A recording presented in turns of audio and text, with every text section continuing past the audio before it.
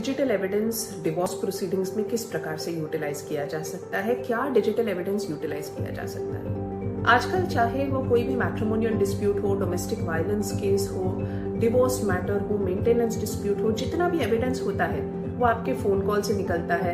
आपका call records जो होता है, WhatsApp messages, social media records. कई बार ऐसे भी मैट्रिमोनियल केसेस में देखा जाता है जहां पर एविडेंस होता है कि स्पाउस ने कहीं दूसरे मैट्रिमोनियल प्लेटफॉर्म पे कोई matrimonial profile during subsistence of marriage, मतलब शादीशुदा है, उसने प्रोफाइल बनाई भी है और लोगों से मिल रहा है, डेटिंग प्लेटफॉर्म पर है। ऐसे काफी सारे एविडेंसेस जो हैं आजकल किसी भी डिस्प्यूट जो मैट्रिमोनियल हो उसमें ज्यादातर ऑनलाइन ही मिलते हैं। कई बार ऐसा भी मेंटेनेंस केसेस में देखा गया है जहां पर एम्प्लॉयमेंट रिकॉर्ड्स होते हैं, जहां पर इनकम रिकॉर्ड्स, ये भी सब एविडेंसेस डिजिटल प्लेटफॉर्म से ही कलेक्ट किए जाते हैं। परंतु जब ये केसेस फाइल होते हैं कोर्ट में, सबसे बड़ी दिक्कत आती है एडमिशन ऑफ दिस एविडेंस। तो काफी सारे मैट्रिमोनियल डिस्प्यूट्स में पहले तो प्लीडिंग्स में ये एविडेंस को रिकॉर्ड नहीं किया जाता, ये एविडेंस को प्लीडिंग्स में एडवोकेट्स मिस कर देते हैं।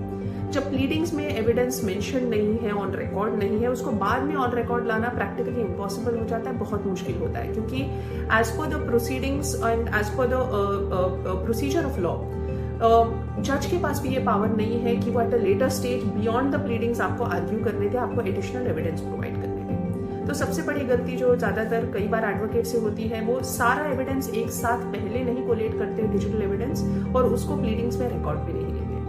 दूसरी चीज, जो 65E सर्टिफिकेट का मैंडेट होता है वो प्रोवाइड नहीं किया जाता। ये बाद में जाके आगे के स्टेजेस में जब मैटर चैलेंज होता है या कई बार जब ऑर्डर स्टेज से पहले ये सब एविडेंस डिसअलाउ हो जाता है। तो आपके पास सबसे बेस्ट एविडेंस होगा आपके डिवोर्स प्रोसीडिंग में, आप हर चीज प्रूव कर पाएंगे, पर अगर आपने उसको सही तरीके से सही लीगल प्रोसीजर के साथ 65E सर्टिफिकेट के साथ अपने प्लीडिंग्स में इनकॉर्पोरेट करके ढंग से उसका एडमिशन ऑन रिकॉर्ड नहीं किया होगा कोर्ट में, तो आगे जाकर ये एंटायर एविडेंस आप ये समझिए बिल्कुल ही बेमानी हो जाती है और आपका एक केस जो आप बिल्कुल जीत सकते हैं, सही एविडेंस को सही तरीके से प्रेजेंट करके, वो आप हार सकते हैं।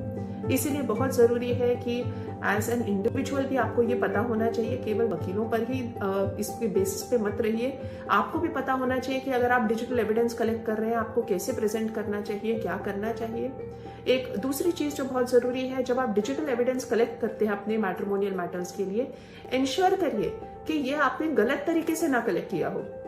गलत तरीके से मेरा क्या मतलब है, ज्यादातर क्या होता है जब आपके स्पाउस के साथ रिलेशन पहले अच्छे रहे हुए तो उस समय आपके पास पासवर्ड्स आप लोग शेयर कर लेते हैं, आपके पास उनके डिवाइस का एक्सेस होता है, और कई बार जब वही रिलेशनशिप खराब हो जाती है तो आगे जाके काफी सारे स्पाउसेस पासवर्ड्स मिसयूज कर लेते हैं। उनके पास डिवाइस हो जिसमें लॉगिन हुआ हो, उससे मिसयूज करके डिजिटल एविडेंस निकाल लेते हैं। ITR रिकॉर्ड्स तक निकाले हैं ऐसे केसेस में, मैंने देखा है, जस्ट टू प्रूव कि क्या सैलरी है।